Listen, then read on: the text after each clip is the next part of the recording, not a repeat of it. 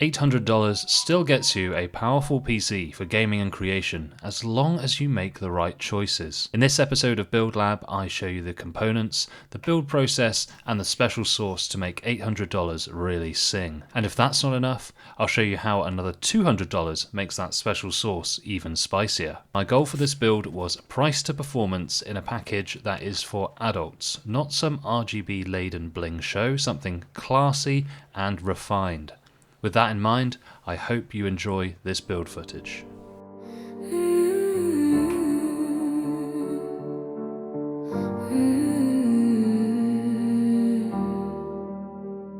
It costs too much. It costs too much.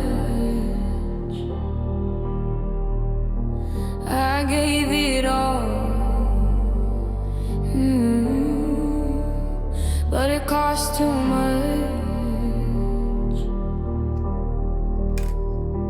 Every day I'm a slave to corporate men on higher pay. Just wanna sit and game after another hard day. But GPU ballooned in price. CPU are hard to find. Motherboards aren't coming down, and PSU now. My paycheck can't stretch no more. The government took it all, so I'll just sit and churn. I've been priced out of fun. My GTX is running dry. Battlefield can say goodbye. What happened to the common people? Why have we been left behind?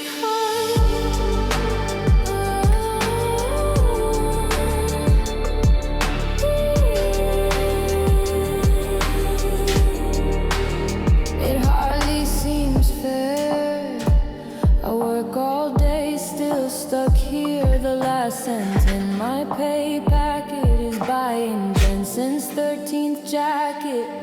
GPU ballooned in price. CPU are hard to find. Motherboards aren't coming down, and PSU are gambles now. My paycheck can't stretch no more. The government took it all, so I'll just sit and churn. I've been priced out of fun.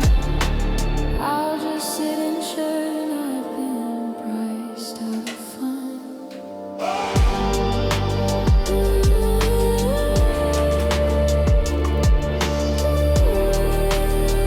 I've been priced out of fun.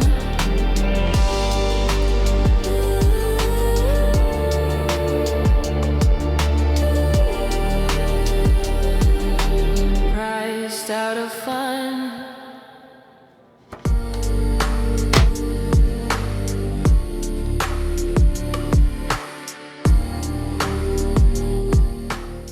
You spend a lot of time at your desk, so make it aesthetic and pleasing. Colour match your peripherals, avoid RGB if that's your preference, and keep it minimal. That's how you achieve a calm, grown-up look like I have here. This way your PC does not steal the show, but it is still a beautiful piece of engineering. Now I'd like to tell you about why I chose each component of this PC, and starting with the graphics card. I went for the Intel Arc B580 mainly because it has 12GB of VRAM at an excellent price of £230. This is going to keep up at 1080p and 1440p resolution with no issues.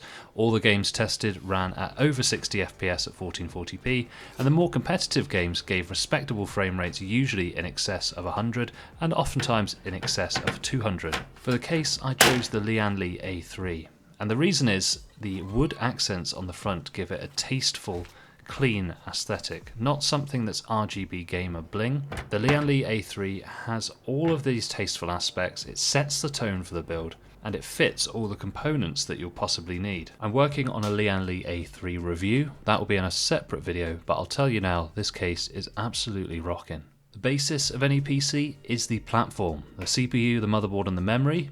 We chose the Ryzen 7500F because it's the best deal among the new generation of processors. Not only does it give incredible performance now, but being on the AM5 socket gives you upgrade options later. The only downside is, unless you own a PC company like I do, you'll have to get your 7500F from AliExpress. The Lian Li A3 supports micro ATX boards, which saves you money compared to ITX. The ASRock B580MX Wi-Fi has plenty of power delivery for this CPU and any future Ryzen 5 or 7. Don't let the price tag fool you. But whichever board you choose on micro ATX, ensure that the top PCIe slot sits at the very top because it gives your GPU more clearance. Memory is vital for snappy performance, but the wrong kit will make your PC feel sluggish. I've got this 32GB Patriot Viper Venom kit, but the brand doesn't matter, only the spec, DDR5, 6000MHz, CL30. Don't get anything different and you'll be absolutely fine. The Crucial T500 is a rock-solid SSD that I've used for years. It has a DRAM cache, PCIe 4 speeds and a high endurance rating, but the actual brand doesn't matter. As long as it has those specs, you're all good. Just get the cheapest one with DRAM and decent speeds. We need some cooling for our CPU because the 7500F does not come with a stock cooler. A $20 tower cooler is absolutely fine, and that's what I'm using today, the Thermalright Digital Assassin X. This gives a clean black look, but also gives you a digital readout for your temperatures if that's something you like. We've also installed some Thermalright case fans. We have 2 intakes on the bottom to cool the GPU. We have an intake on the rear of the PC. We have a fan on the CPU cooler set to pull, and then we have 2 exhaust fans on the top of the case. This gives us a bottom to top, left to right airflow path, which in these shuttle-like cases works really well. And finally, we will need power for this system. You could absolutely get away with a 500 watt basic power supply like a Deepcool PF500, but today we've used the Corsair CX650 for a bit of extra headroom. For these smaller cases, it's often easier to get a modular power supply, so you only plug in the cables that you need, but today we're saving money, so instead we're going to use some cable management skills and stuff these cables down towards the front of the case. I am exceptionally pleased with how this build turned out. I don't think this would look out of place on an Apple product catalogue. What do you think? The size for me is just perfect. You don't have all the compromises of ITX, but you also don't have the big bulky tower that you would normally get with a mid tower. I think this medium form factor is going to be the meta going forward. With the A3 case, you can run it with the mesh side panel, or you can run it with the glass side panel. Personally, I prefer the glass. I think it looks a bit sleeker, and it's also slightly quieter because of the lack of noise escaping from the left side of the case.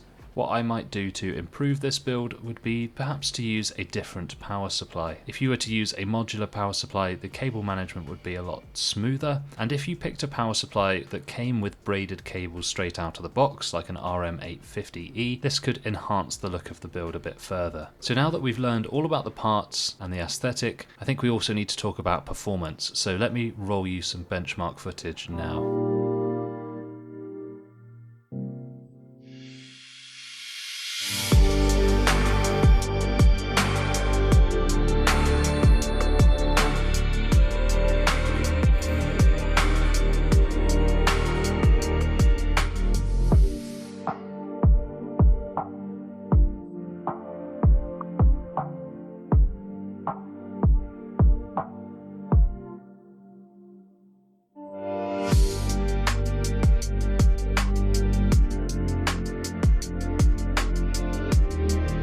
As you can see from the results, the B580 really does handle its own. These are all at 1440p resolution, showing that competitive games are going to be great at 1440p.